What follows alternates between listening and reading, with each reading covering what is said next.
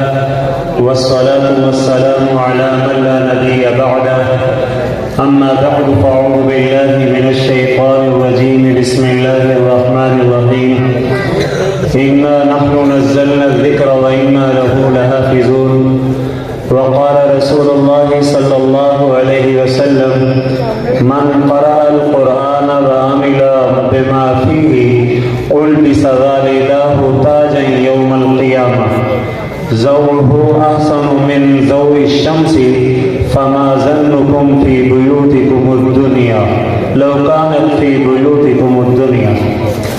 وقال رسول الله صلى الله عليه وسلم يقول الرب تبارك وتعالى من شغله القرآن عن ذكري ومسألتي فآتيته أفضل ما أوتي السائلين وفضل كلام الله على سائر الكلام كفضل الله على خلقه. وقال عليه الصلاة والسلام تبركوا بالقرآن فإنه كلام الله وقد خرج منه. سبحان ربك رب العزة عما يصفون وسلام على المرسلين والحمد لله رب العالمين. مولاي صل وسلم دائما أبدا على حبيبك خير الخلق كلهم. حضرات محترم، برادران اسلام، قابل قدر دوستوں، بزرگوں، بھائیوں، آج کی اس مبارک تقریب تکمیل قرآن میں حاضری ہم سب کے لیے باعث سر مسرت اور سعادت ہے. اللہ کریم اس قسم کی مجالس کو بہت ہی پسند فرماتے ہیں. میں شکر گزار ہوں اپنے داعی جناب مولانا منیر فرقان صاحب کا، جنہوں نے اس قدر خوبصورت تقریب کا اہتمام کیا اور ان بچوں کی برسہا برس کی محنت کے اس مبارک موقع پر جس میں خداوندی رحمتیں موسلا دھار بارش کی طرح برس رہی ہیں، ہم عوام کو اور عام مسلمانوں کو بھی اس موسلا دھار بارش کی رم جھم میں سعادتیں سمیٹنے کا موقع فراہم کیا. مجھے ایک تابعی ہیں جلیل القدر تابعی حضرت امام مجاہد رحمۃ اللہ علیہ، ان کا ایک ملفوظ یاد آ رہا ہے. وہ فرمایا کرتے تھے ان الرحمت منزل عند ختم القرآن، کہ جب قرآن کریم کے طالب علم قرآن کریم کو مکمل کرتے ہیں اور قرآن ختم ہوتا ہے تو اللہ کی رحمت موسلا دھار بارش کی طرح برستی ہے. اور یہاں پر ان بچوں نے جو اپنا آخری سبق سنایا ہے، آپ کا کیا خیال ہے کہ ان 24 بچوں نے 25 بچوں نے ایک مرتبہ قرآن ختم کیا ہے؟ نہیں. جو لوگ حفظ کی دنیا سے وابستہ ہیں، ذرا حفظ کی محنت کے جائزے اور اس کا ادراک رکھتے ہیں، ان کو پتہ ہے ایک بچہ ایک صفحہ صدق یاد کرنے کے لیے وہ 20 مرتبہ اس کو پڑھتا ہے، اور 20 مرتبہ ایک آیت کو پڑھنے کے بعد،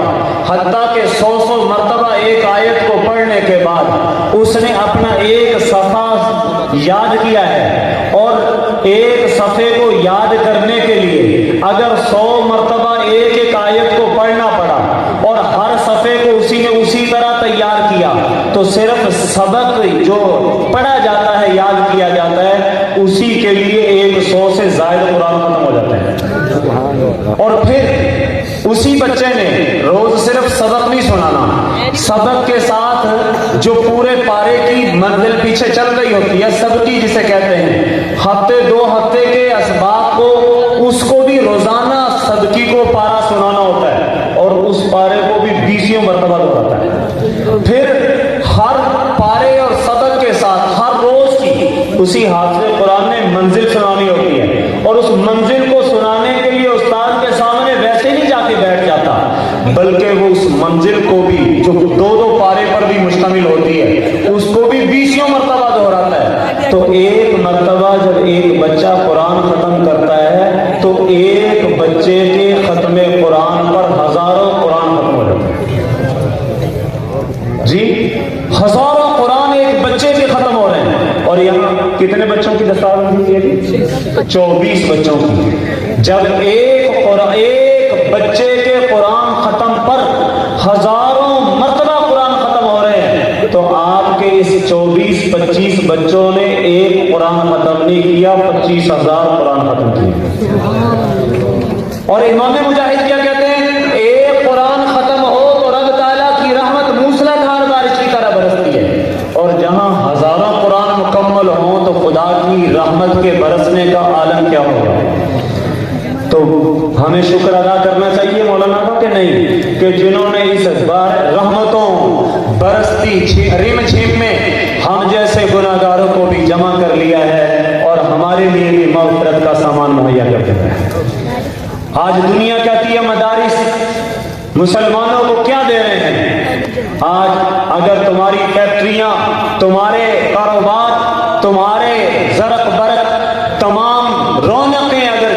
جاری اور ساری ہیں تو خدا کی قسم قرآن کریم کے مکاتب کا صدقہ ہے۔ میرے نبی نے فرمایا جب تک یہ لا الہ الا اللہ کی صدائیں اس دھرتی سے اوپر کو جاتی رہیں گی، اس زمین کو کوئی بھی تہبالا نہیں کر سکے گا۔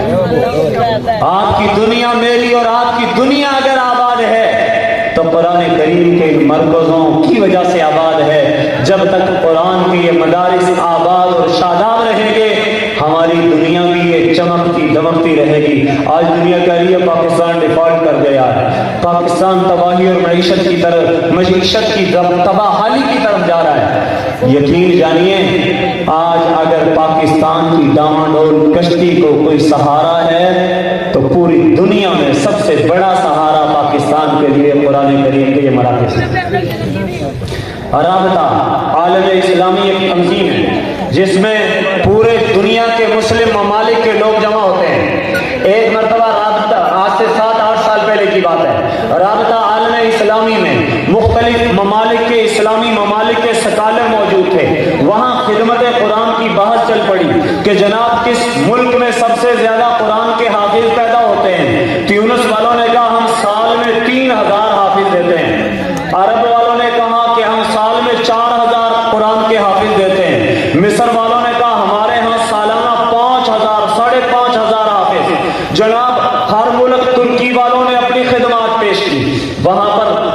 وفاق المدارس العربیہ کے ناظم اعلیٰ مولانا حنیف جلندری، پاکستان کے جو وفاق المدارس کے جنرل سیکرٹری ہیں، وہ بھی موجود تھے۔ انہوں نے، ان کی جب باری آئی تو انہوں نے کہا ہم نے اس سال، 7 سال پہلے کی بات ہے، کہ ہم نے اس سال وفاق المدارس کے تحت جن طلباء نے قرآن کریم کی گردان کا امتحان دیا ہے ان کی تعداد 78,000 ہے جی۔ اور آپ کی تازہ اطلاع کے لیے عرض ہے اس سال صرف وفاق المدارس پاکستان سے جن طلباء نے حفظ کا امتحان دیا ہے ان کی تعداد 1,13,000 سے زیادہ ہے۔ چنانچہ رابطہ عالم اسلامی میں قرآن کی خدمت کا سب سے بڑا اعزاز اگر دیا گیا تو وہ پاکستان کو دیا گیا ہے، اور اس کے بعد سے مسلسل اس اعزاز کا حقدار پاکستان ہی ٹھہر رہا ہے۔ آج پوری دنیا میں اگر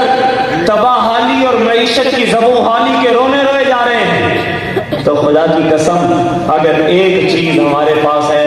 وہ قرآن ہی ہے، اور قرآن کے وہ علوم ہیں جن کی آپ کی یونیورسٹیوں کا معیار تعلیم اس قدر تباہ حال ہے کہ کوئی پوری دنیا سے پاکستانی یونیورسٹیوں میں تعلیم حاصل کرنے کے لیے آنے کے لیے تیار نہیں ہے، بلکہ تمہارے اپنے، کوئی آکسفورڈ جا رہا ہے، کوئی کیمبرج جا رہا ہے۔ لیکن آج مشرف دور سے اس ملک میں جو بیرونی دنیا سے مسلمان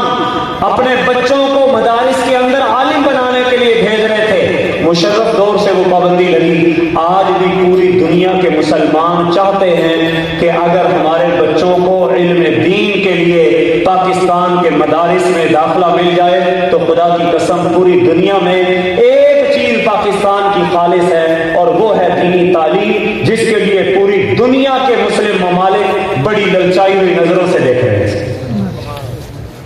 میرے فیملی میں سے بہت سارے جی ہمارے کزنز ایسے ہیں جنہوں نے الحمدللہ وہ سن 2008 سے پہلے یہاں پر آ کر تعلیم حاصل کی، اور آج وہ برطانیہ کے اندر مختلف مساجد میں مستقل بعض اسلامی جو سینٹر ہیں ان کے اندر الحمدللہ دینی خدمات انجام دے رہے ہیں۔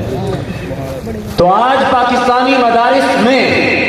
پوری دنیا کے اندر سب سے زیادہ خالص اگر علم دین کی تعلیم دی جا رہی ہے تو وہ پاکستان اور ہندوستان کے وہ مدارس ہیں جو دارالعلوم دیوبند سے وابستہ ہیں، جس سے پوری دنیا کے مسلمان ایک امیدیں وابستہ کیے بیٹھے ہیں، اور آج بھی وہ اس بات کے متمنی ہیں کہ اگر ہماری اولادوں کو پاکستانی مدارس کے اندر داخلہ مل جائے تو ہم اپنی اولادوں کو یہاں بھیجنے کے لیے تیار ہیں۔ آپ پیش کیجئے کسی یونیورسٹی کو، آپ پیش کیجئے اپنے کسی کالج کو،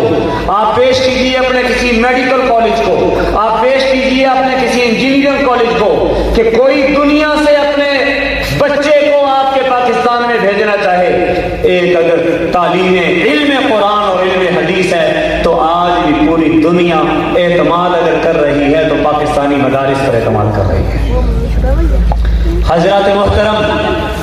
آج اس بابرکت مجلس میں حاضری ہوئی اور میں بچوں کے والدین کے لیے بھی ان کو بھی مبارکباد پیش کر رہا ہوں کہ یہ کوئی چھوٹی سعادت نہیں جو آپ کو حاصل ہو رہی ہے۔ میرے پیارے نبی صلی اللہ تعالی علیہ وسلم نے ارشاد فرمایا تھا، جس نے قرآن پڑھا اور اس پر عمل کیا، اللہ قیامت کے دن اس کے والدین کو ایسا تاج پہنائیں گے جس کی روشنی سورج کی روشنی سے بھی زیادہ ہوگی۔ اور فرمایا کون سا سورج؟ جب ظاہر ہے وہ یہ سورج جو ہمیں روشنی دے رہا یہ تو آسمانوں پر ہے، اور یہ شفاف آسمانوں میں سے بھی فلکیات والے کہتے ہیں چوتھے آسمان پر ہے، ان شیشوں کی طرح چھنتے ہوئے آسمانوں سے اس کی روشنی نیچے آ رہی ہے۔ اور میرے نبی نے فرمایا جو تاج والدین کو پہنایا جائے گا اس کی روشنی سورج کی روشنی سے زیادہ ہوگی، اور ظاہر سورج جب اتنی دور رہ کر اتنی زیادہ روشنی دے رہا ہے تو میرے نبی نے سوال کیا کہ تمہارا کیا خیال ہے اس روشنی کے بارے میں جو تمہارے گھر کے اندر ہے؟ تو ظاہر ہے اس تاج کی روشنی اس روشنی سے بھی زیادہ ہوگی کہ نہیں ہوگی؟ اور میرے نبی نے فرمایا جس نے قرآن پڑھا، اس پر عمل کیا، اس کے حلال کو حلال جانا، اس کے حرام کو حرام جانا، فرمایا ادخلہ اللہ الجنہ، سب سے پہلے اللہ اس کو جنت میں داخل کریں گے۔ وشفعہ فی عشرۃ من اہل بیتہ، اور اس کے گھرانے والوں میں سے ایسے 10 لوگ جن پر اپنے عمل کی وجہ سے جہنم واجب ہو چکی ہوگی، حافظ قرآن کی شفاعت کی وجہ سے ان کو اللہ جنت میں داخل کرے گا۔ اور اسی پر بس نہیں، میرے نبی نے فرمایا ساری مشغولیوں میں سے سب سے بہترین مصروفیت اگر ہے تو قرآن کی مصروفیت، کہ اللہ فرماتے ہیں جس کو قرآن کے پڑھنے میں مشغول کر لیا، نہ اس کو میرے ذکر کی فرصت رہی، نہ مجھ سے دعائیں مانگنے کا وقت ملا، اللہ کی ذات خود فرما رہی ہے، فرمایا میں اس کو سب مانگنے والوں سے بڑھ کر عطا کروں گا۔ فرمایا کیوں؟ فضل کلام اللہ علی سائر الکلام کفضل اللہ علی خلقی، فرمایا اس لیے کہ اللہ کے کلام کی فضیلت سارے کلاموں پر ایسی ہے جیسے اللہ کو اپنی مخلوق پر فضیلت ہے۔ تو میرے محترم دوستو، اللہ کے نبی نے یہ بھی بات ارشاد فرمایا لوگوں تبرکوا بالقرآن، اس قرآن سے برکتیں حاصل کرو، فإنہ کلام اللہ وقد خرج منہ، کیوں؟ یہ کتاب صرف الفاظ کا نام نہیں ہے، یہ کتاب تو اللہ کا کلام ہے، اور وہ اللہ کا وہ کلام ہے جو اللہ کی ذات سے نکلا ہے۔ اللہ نور ہے تو اللہ کا کلام بھی نور ہے، اللہ قدیم ہے تو اللہ کا کلام بھی قدیم ہے، اللہ ہمیشہ سے ہے ہمیشہ رہے گا تو اللہ کا کلام بھی ہمیشہ سے ہے ہمیشہ رہے گا۔ اہل مناطقہ کی ایک اصطلاح ہے، وہ کہتے ہیں ہر متکلم جیسی صفت والا ہوتا ہے، جیسی ذات ہوتی ہے متکلم کی اس کی صفات بھی ویسی ہوتی ہیں۔ اگر متکلم عارضی ہو تو ظاہر ہے اس کی، اگر ذات عارضی ہو اس کی صفات بھی عارضی ہو، اگر ذات قائم اور دائم ہو ہمیشہ رہنے والی ہو اس کی صفات بھی ہمیشہ رہیں گی۔ تو کلام اللہ، قرآن اللہ کا کلام ہے اور اللہ پاک متکلم ہے، تو ظاہر ہے اللہ پاک جب سے ہیں اس وقت سے اللہ کا کلام ہے، اللہ پاک ہمیشہ سے ہیں تو اللہ کا کلام بھی ہمیشہ سے ہے، اللہ پاک ہمیشہ رہیں گے تو اللہ کا کلام بھی ہمیشہ رہے گا۔ جی تو اس لیے فرمایا یہ اللہ کا کلام ہے، اللہ نور ہے تو اللہ کا کلام بھی نور ہے۔ اسی لیے ہمارے اکابرین فرمایا کرتے ہیں، فرمایا جب اللہ کے قرآن کو کھولو نا تو اللہ کے قرآن کو کھول کے کہو اللہ تو بھی نور ہے، تیرا کلام بھی نور ہے، اے کریم پروردگار اس نور کی برکت سے میرے دل و دماغ کو بھی نور فرما دیجیے۔ جی حضرت مجاہد رحمۃ اللہ علیہ جب قرآن کھولا کرتے تھے نا تو کب کب آ جایا کرتے تھے، کہتے تھے یہ بادشاہ کا کلام ہے، اور بادشاہ کا کلام بھی کلاموں کا بادشاہ ہوا کرتا ہے، اور پھر کہتے تھے ہاذا کلام ربی، پھر بوسہ دیتے تھے، پھر کہتے تھے ہاذا کتاب ربی، پھر بوسہ دے کے آنکھوں پہ لگاتے اور کہتے یہ میرے رب کا کلام ہے، میرے رب کی کتاب ہے، اے میرے رب اس کتاب کو میں کھول رہا ہوں، اللہ تو نور ہے، تیرا کلام بھی نور ہے، اللہ اس کلام کی برکت سے میرے دل کو بھی نور کر دے۔ آج اس اجڑتی دنیا کے اندر، تباہ حال دنیا میں، اگر ہمارے پاس خدا کی قسم کوئی مضبوط ترین اگر کوئی سہارا ہے تو وہ اللہ کا قرآن ہے۔ تمسکوا بالقرآن، لوگوں قرآن کو مضبوطی سے پکڑ لیا کرو، قرآن فَإِنَّهُ حَبْلُ اللَّهِ الْمَتِينُ، یہ اللہ کی مضبوط رسی ہے، اور جو آدمی مضبوط رسی کو پکڑ لے تو ظاہر ہے مضبوطی سے پکڑے گا تو وہ ڈوب نہیں سکتا، وہ ڈاماڈول نہیں ہو سکتا، وہ گر نہیں سکتا۔ آج پاکستانی قوم اگر اس تباہ حالی کے اندر نجات چاہتی ہے تو آئیے، راستہ ایک ہی ہے کہ آئیے قرآن پر عمل کیجئے، قرآن کو مضبوطی سے تھام لیجئے، قرآن کے حلال کو حلال سمجھیے، قرآن کے حرام کو حرام سمجھیے، قرآن نے جن چیزوں کا حکم دیا ہے ان کو اختیار کیجئے، قرآن نے جن چیزوں سے منع کیا ہے ان سے باز آ جائیے، اور یقین جانیے ہمارا ایمان اور عقیدہ ہے کہ اللہ ہمیشہ سے ہے، اللہ کا قرآن بھی ہمیشہ سے ہے، اور اللہ پاک نے اس قرآن کی حفاظت کی ذمہ داری لی ہے، اور پوری دنیا بھی اگر مل جائے تو اس دھرتی سے اس قرآن کو مٹایا نہیں جا سکتا۔ قرآن کہتا ہے اِنَّا نَحْنُ نَزَّلْنَا الذِّكْرَ وَإِنَّا لَهُ لَحَافِظُونَ، اس قرآن کو اتارا بھی ہم نے ہے، اس کی حفاظت بھی ہم کریں گے۔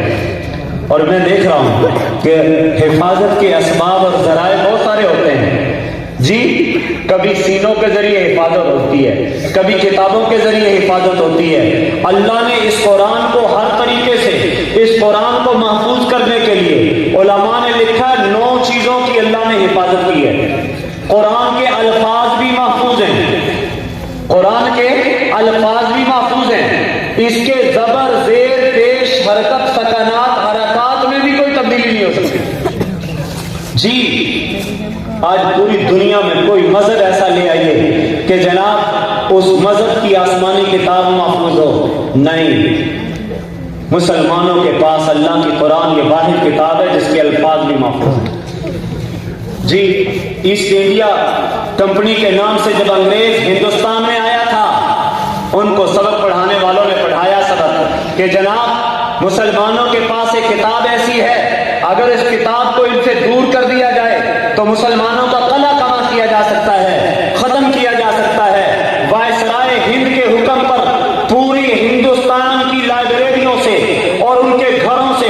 بہت زیادہ پیسے دے کر، قیمتیں دے کر قرآن اکٹھے کیے گئے، اور قرآن اکٹھے کر کے ان کو دریا بند کیا گیا جی۔ وہاں مولانا باقر علی تھے، انہوں نے ایک بڑا جلسہ منعقد کیا اور انگریزوں کو وہاں اس جلسے میں چیلنج کیا، اور اپنے ادارے کے چھوٹے چھوٹے بچے، کوئی 10 سال کا، کوئی 9 سال کا، کوئی 8 سال کا، ایک بچے کو کہا بیٹا سورہ فاتحہ سے قرآن شروع کرو، اس نے سورہ فاتحہ سے شروع کر کے سورہ بقرہ 2.5 پارے تک بغیر غلطی اور بغیر اٹکن کے سنا دیے۔ آگے 10 سال 9 سال کی بچے کو اسٹیج پر کھڑا کیا، کہا بیٹا اس سے آگے تم پڑھو، اگلے بچے نے پڑھنا شروع کیا، 3 پارے سنا دیے، حتیٰ کہ ایک ہی مجلس نے 6-7 گھنٹے کے اندر کئی بچوں سے قرآن کریم سنایا، اور بغیر غلطی اور اٹکن کے قرآن سنا کے انگریز کو للکار کے کہا، او انگریز، ہندوستان کی لائبریریوں سے تو قرآن کے نسخے لے کر دریا برد کر سکتا ہے، جن لاکھوں سینوں میں اللہ کا قرآن محفوظ ہے، ان سینوں کا کیا کرے گا؟ ہمارے پاس یہ کتاب وہ صرف کتابوں میں نہیں، قرآن صرف کتابوں میں نہیں ہے، ہمارے پاس یہ کتاب اللہ نے ہمارے سینوں میں اتار دیا ہے۔ اور جب لاکھوں حافظ ہر سال الحمدللہ یہاں پیدا ہو رہے ہیں تو کیا قرآن کریم کے الفاظ کو دنیا سے ختم کیا جا سکتا ہے؟ نہیں۔ اگلی بات سنیں، الفاظ بھی، ہمارا عقیدہ ہے الفاظ بھی قرآن کے محفوظ ہیں۔ اگلی بات، اللہ نے قرآن کے معنی کو بھی محفوظ کیا ہے۔ کیوں؟ اس لیے کہ اگر الفاظ محفوظ ہوتے، معنی محفوظ نہ ہوتے تو قرآن کے اندر تحریف کا دروازہ کھل سکتا تھا، تبدیلی کا ہر کوئی آدمی، جیسا کہ یہود اور نصارہ نے اپنی مرضی کے بہت سارے معانی اور مطالب بیان کر کے اپنی کتابوں کے اندر تحریف کر دی، تو یہاں پر بھی تحریف اور تبدیلی کا راستہ کھل سکتا تھا۔ اللہ نے قرآن کے الفاظ ہی محفوظ نہیں کیے، قرآن کے معانی بھی نبی کی زبان کے ذریعے محفوظ کر دیے۔ حدیث کی کتابوں میں جہاں پر اور علوم و فنون ہیں، وہاں پر کتاب التفسیر کے نام سے مستقل ابواب موجود ہیں جن میں نبی پاک صلی اللہ علیہ وسلم نے قرآن کے معانی بیان کیے۔ اور پھر صرف معانی کی حفاظت نہیں کی، اللہ نے اس قرآن کی برکت سے جس زبان میں قرآن آیا ہے، عربی زبان، اللہ نے اس زبان کی بھی حفاظت کر دی۔ جی آج پوری دنیا کے اندر کوئی عام طور پر جو لسانیات کے ماہر ہیں وہ جانتے ہیں، کوئی زبان جو چلا کرتی ہے 300 سے 400 سال سے زیادہ کوئی زبان نہیں چلا کرتی، اس میں تبدیلیاں ہو جایا کرتی ہیں، اس میں وسعت آتی ہے، دوسرے لوگوں سے میل جول پیدا ہوتا ہے۔ چنانچہ بہت ساری ہماری جو مادری زبانیں تھیں جو پہلے ہمارے بڑے بولتے تھے، جی آج کی نئی نسل کو وہ زبان نہیں آ رہی۔ جی لسانیات کے ماہرین کہتے ہیں زبانیں 3 صدیوں کے بعد تبدیل ہو جایا کرتی ہیں، لیکن اللہ نے اس قرآن کے ذریعے عربی زبان کی بھی حفاظت کی۔ چنانچہ حضرت علی رضی اللہ تعالیٰ عنہ نے جب یہ نحو کی بنیاد رکھی تو اس وقت الفاعل مرفوع والمفعول منصوب ومضاف الیہ مجرور یہ کہہ کے جناب امام ابو الاسود دویلی کے حوالے کر دیا اور کہا جناب اس کی بنیاد پر عربی زبان قرآن کو سامنے رکھ کر عربی زبان کے لیے نحو کے اصول مدون کرو تاکہ کوئی بھی قرآن کی زبان کو قیامت تک تبدیل نہ کر سکے۔ تو اللہ پاک نے اس قرآن کی حفاظت ہی نہیں کی، قرآن کے الفاظ کی بھی حفاظت کی، قرآن کے معنی کی بھی حفاظت کی، قرآن کی زبان کی بھی حفاظت کی۔ چوتھی چیز، قرآن کے جو احکام ہیں ان کے تعامل اور عملی صورت کی بھی حفاظت کی ہے۔ قرآن میں بہت ساری جگہ نماز کا حکم ہے، لیکن کہیں فرقوا مع الراکعین، رکوع کرو رکوع کرنے والوں کے ساتھ، کہیں کہا فسجدوا سجدہ کرو، کہیں کہا اقیموا الصلاۃ نماز قائم کرو، لیکن نماز کے قیام کرنے کی جو عملی صورت تھی وہ پیارے نبی صلی اللہ علیہ وسلم نے اول سے لے کر آخر تک سنا دی کہ تکبیر تحریمہ سے شروع ہوگی، سلام پر ختم ہوگی، اتنے اس میں فرائض ہیں، اتنے واجبات ہیں، اتنی سنتیں ہیں، اتنے مستحبات ہیں۔ تو آج قرآن کو اللہ نے صرف محفوظ نہیں کیا، قرآن کے تعامل اور اس کی عملی صورتوں کو بھی محفوظ کر دیا، حتیٰ کہ نماز عید، نماز جنازہ، جی اور صلاۃ خسوف اور نماز خوف کا بیان ہے قرآن کریم کے اندر، اس کی عملی صورتوں کو بھی قرآن نے محفوظ کر دیا، اللہ نے محفوظ کیا۔ کیوں؟ اس لیے کہ اللہ نے اس قرآن کی حفاظت کا ذمہ لیا تھا۔ اگر عملی طور پر عملی صورتیں اس کی محفوظ نہ ہوتی، بعد میں آنے والا جیسے آج کل منکرین حدیث کا ایک فرقہ آیا ہے جو کہتے ہیں صلاۃ کا معنی تحرک الصلبین ہے کہ سرینوں کو ہلا دو، کوئی ڈانس کرنے کے لیے کلب میں چلا جائے، صلاۃ کا معنی ہے اپنے جسم کو ہلا دینا، تھرتھرا دینا، بس کوئی کلب میں جا کے کسی نے ڈانس کر دیا اس کی نماز ہو گئی۔ اللہ نے فرمایا نہیں، میں نے صرف قرآن کو محفوظ نہیں کیا، قرآن کی عملی صورت اور تعامل تک کو محفوظ کر دیا ہے۔ اور پھر اگلی بات ذرا سنیں، قرآن کے تعامل ہی کو اللہ نے محفوظ نہیں کیا، قرآن کو اتارنے کے لیے جس ماحول کی ضرورت تھی، قرآن جس ماحول میں نازل ہوا ہے، اللہ نے اس ماحول کو بھی محفوظ کر کے امت تک پہنچا دیا جی۔ چنانچہ ایک حدیث میں آتا ہے، اس کو مسلسلات کہتے ہیں، مسلسل بالتشبیہ۔ حضور نبی کریم صلی اللہ علیہ وسلم نے گناہ گار کی مثال دی اور گناہ سے توبہ کرنے کی مثال دی۔ ایک مرتبہ اپنی انگلیوں میں انگلیوں کو یوں پرو دیا، اس کے بعد ان کو ایسے نکال دیا اور فرمایا جب آدمی گناہ کرتا ہے، جب آدمی گناہ کرتا ہے تو وہ اپنے گناہوں کی دلدل میں اس طرح دھنس جاتا ہے جیسے ایک ہاتھ کی انگلیاں دوسرے ہاتھ میں گھس گئی، اور فرمایا جب توبہ کر لیتا ہے تو وہ گناہوں سے ایسے نکل جاتا ہے جیسے ایک ہاتھ کی انگلیاں دوسرے ہاتھ کی انگلیوں سے نکل گئی۔ اور اس حدیث کو مسلسل بالتشریح کہتے ہیں جی۔ کیا مطلب؟ امام حضور نے جب صحابہ کے سامنے یہ حدیث بیان کی تو ایسے انگلیوں میں انگلیاں ڈالی، صحابی نے جب اپنے شاگرد تابعی کے سامنے حدیث بیان کی انگلیوں میں انگلیاں ڈالی، جناب تابعی نے تبع تابعی کے سامنے حدیث ڈالی بیان کی تو انگلیوں میں انگلیاں ڈالی۔ حتیٰ کہ آج بھی جہاں پر آج کے مدارس میں دورہ حدیث میں جب یہ حدیث پڑھائی جاتی ہے تو مسلسل بھی تشریح کر کے استاد حدیث ایک ہاتھ کی انگلیاں دوسرے ہاتھ کی انگلیوں میں ڈال کے قرآن کے نازل ہونے والے ماحول کو بھی محفوظ کر کے امت تک پہنچا رہا ہے۔ حضور علیہ الصلوۃ والسلام نے ایک حدیث بیان کی، ایک صحابی گئے ابو درداء رضی اللہ تعالیٰ عنہ، جب سب سے پہلے حضور کے پاس گئے تو حضور نے حدیث پیش کی، الراحمون یرحمہم الرحمن،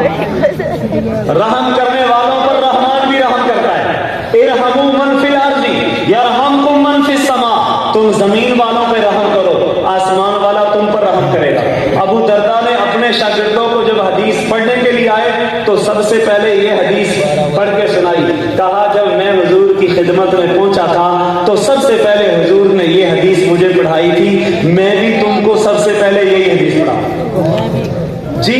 اور پھر تابعی نے تبع تابعی کے پاس کو جب سب سے پہلے حدیث اولی، اس کو مسلسل بالاولیہ کہتے ہیں، کہ جب ان کے شاگرد ان سے یہ حدیث پڑھنے آئے تو سب سے پہلے یہی حدیث پڑھائی۔ چنانچہ آج بھی مسلسلات کی اجازت دینے والے جب ان مسلسل احادیث کی اجازت دے رہے ہوتے ہیں تو سب سے پہلے مسلسل بالاولیت کی اجازت دیتے ہیں کہ حضور کے پاس یہ حدیث پڑھنے والے صحابی ابو درداء تھے، انہوں نے سب سے پہلے حضور سے یہ حدیث پڑھی تھی، تو ہم بھی، مجھے میرے استاد نے یہ پڑھائی، میرے استاد کو اس کے استاد نے سب سے پہلے یہ حدیث، اسی طرح یہ سلسلہ حضور تک پہنچا ہے۔ تو میرے دوستوں،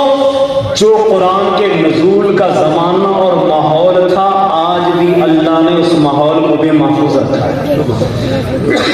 تو قرآن کہتا ہے ہم نے اس قرآن کو نازل کیا ہے اور اس قرآن کی حفاظت کرنے والے بھی ہم ہی ہیں۔ تو قرآن کا اس ماحول کو بھی محفوظ کیا کہ نہیں؟ اچھا، اگلی چیز، چھٹی چیز جس کو قرآن نے محفوظ کیا ہے، قرآن کی حفاظت کی وجہ سے جو محفوظ ہے وہ میرے نبی کی ذات ہے جی۔ نبی کی ذات، اور نبی کی ذات کو اللہ نے ایسے محفوظ کیا، کیوں؟ اس لیے کہ یہ قرآن اگر آیا ہے تو صاحب نبوت پر جناب رسول کریم صلی اللہ علیہ وسلم کے قلب مبارک پر نازل ہوا ہے، اور حضور علیہ الصلوۃ والسلام کی ذات وہ اب قیامت تک باقی رہے گی۔ تو ظاہر کیوں؟ اس لیے کہ قرآن میں باقی رہنا تھا، تو قرآن نے جس نبی پر یہ قرآن اترا ہے اس نبی کو بھی اللہ نے قیامت تک کے لیے محفوظ کر دیا۔ ابھی ہمارے نعت خواہ صاحب بڑے پیارے انداز میں سنا رہے تھے نا کہ حضور نبی کریم صلی اللہ علیہ وسلم، ہمارا عقیدہ ہے کہ اپنے روزے اطہر میں آج بھی زندہ ہے، اور حضور کے روزے انور پر جا کر آج بھی کوئی سلام کرے تو میرے نبی خود اس سلام کو سنتے ہیں اور آپ اس کا جواب دیتے ہیں۔ فرمایا حضور نے، فرمایا من صلی نائیا ابلغتہ، جو دور سے مجھ کو سلام پڑھتا ہے، بھیجتا ہے، مجھ کو وہ سلام پہنچا دیا جاتا ہے، اور جو مجھے آ کر سلام کرتا ہے اس کو میں خود سنتا ہوں۔ تو قرآن کو اللہ نے محفوظ کیا تو صاحب قرآن کی ذات کو بھی اللہ نے محفوظ کر دیا، اور اللہ نے قرآن کی حفاظت کی ذمہ داری لی تو آگے سنیے، سیرت صاحب قرآن کو بھی اللہ نے اس کو بھی محفوظ کر دیا۔ آج میرے نبی کی سیرت بھی محفوظ ہے۔ کوئی امت اپنے نبی کی پوری سیرت قد و خال، نین و نقش ایسے بیان نہیں کر سکتی جیسے ہمارے نبی کے نین و نقش بیان کر دیے گئے ہیں۔ اللہ جزائے خیر دے امام ترمذی رحمۃ اللہ علیہ کو، انہوں نے شمائل ترمذی میں جناب رسول کریم صلی اللہ علیہ وسلم کے سراپا مبارک کو، پیارے آقا کی سیرت کو پورے طور پر محفوظ کر کے امت تک پہنچا دیا۔ اور پھر اگلی بات میں عرض کروں کہ اللہ نے نبی صاحب قرآن کی سیرت ہی کو محفوظ نہیں کیا، بلکہ قرآن کے دور کے جو سب سے پہلے مخاطبین صحابہ کرام تھے، اللہ نے ان صحابہ کو بھی محفوظ کر دیا۔ جی، قرآن کے اترنے کے گواہ جو ہیں حضرات صحابہ ہیں، اور آج بھی ان صحابہ کی زندگیاں، ان صحابہ کے مبارک طرز زندگی آج بھی امت کے پاس محفوظ ہیں۔ میرے محترم دوستو، قرآن کی حفاظت کا اللہ نے وعدہ لیا ہے، اور اس کی حفاظت کا ظاہر ہے کہ اس کے حوالے سے طریقے یہ تھا کہ جناب سب سے پہلے حضور علیہ الصلوۃ والسلام پر کوئی بھی وحی نازل ہوتی، حضور علیہ الصلوۃ والسلام اس کو یاد کرنے کی ترغیب دیتے، چنانچہ حفاظ کی حوصلہ افزائی ہوتی۔ سب سے پہلے اس امت کے حافظ قرآن جو صحابی ہے نا، اس صحابی کا نام ہے عثمان ابن عفان رضی اللہ تعالیٰ۔ آج یہ حافظ مدرسہ قرۃ القرآن کے حافظ اپنی نسبت حضرت سیدنا عثمان ابن عفان کے ساتھ جوڑ رہے ہیں جی۔ اور پھر حضرت عمر کے دور میں، حضرت ابوبکر کے دور میں حضرت عمر کے مشورے سے حضرت ابوبکر رضی اللہ تعالیٰ عنہ نے پورے قرآن کو جمع کیا، تدوین قرآن ہوئی۔ پھر جب حضرت عثمان غنی کا دور آیا، تنسیخ قرآن ہوئی، سارے قرآنوں سے جہاں جہاں صحابہ نے لکھے ہوئے تھے ان سے 6 نسخے تیار کروائے گئے اور پوری کی پوری دنیا کے مختلف بلاد اسلامیہ میں بھجوائے گئے۔ اللہ نے وعدہ کیا تھا، اِنَّا نَحْنُ نَزَّلْنَا الذِّكْرَ، ہم نے اس قرآن کو اتارا ہے، وَإِنَّا لَهُ لَحَافِظُونَ، اور ہم اس قرآن کی حفاظت کریں گے۔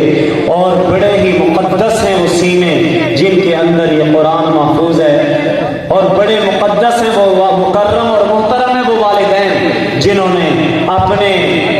بچوں کو قرآن کے حفظ کی طرف لگایا۔ بڑے مکرم ہیں، محترم ہیں وہ اساتذہ کرام جنہوں نے محنت کر کے ان بچوں کو قرآن پڑھایا، قرآن سکھایا۔ بڑے مبارک ہیں وہ معاونین جنہوں نے اپنا مال ان طلباء اور ان اداروں پر خرچ کیا۔ یقین جانیں اللہ کریم ان مدارس کی برکت سے، ان مکاتب قرآنیہ کی برکت سے اللہ رحم فرما رہا ہے، ورنہ ہم نے اس ملک کے اجاڑنے میں کوئی کسر اور کمی نہیں چھوڑی۔ آج بھی حضرات محترم اپنی نسبت اپنے پاک کلام کے ساتھ جوڑیے، اللہ کے محبوب بن جائیے۔ رات کا بہت سارا حصہ بیت چکا ہے، تھوڑی بات اگر زیادہ عمل کے ارادے سے پلے باندھ لی جائے وہ زیادہ مفید اور فائدہ مند ہوتی ہے، بجائے اس کے کہ پوری رات گزار دی جائے اور صبح پھر فجر کے وقت آدمی آرام سے سوتا رہے۔ اللہ کریم جو گزارشات کی ہیں ان پر عمل کی توفیق نصیب فرمائے، قرآن کے حلال کو حلال سمجھنے، قرآن کے حرام کو حرام سمجھ کر اس سے بچنے کی اللہ کریم توفیق نصیب فرمائے۔ اور جیسا کہ میں نے شروع میں عرض کیا تھا، اصل تو یہ تقریب ہے ہی دعا کی تقریب ہے۔ اللہ کی رحمتیں متوجہ ہیں، رحمتوں کی اس برستی رم جھم میں اپنے رب کے سامنے اپنا رونا رو لیجئے۔ اللہ کریم مجھے، آپ کو، ہمارے وطن عزیز پاکستان کو سدا بہاریاں، سلامتیاں اور برکتیں نصیب فرمائے۔ وآخر دعوانا ان الحمد للہ رب العالمین۔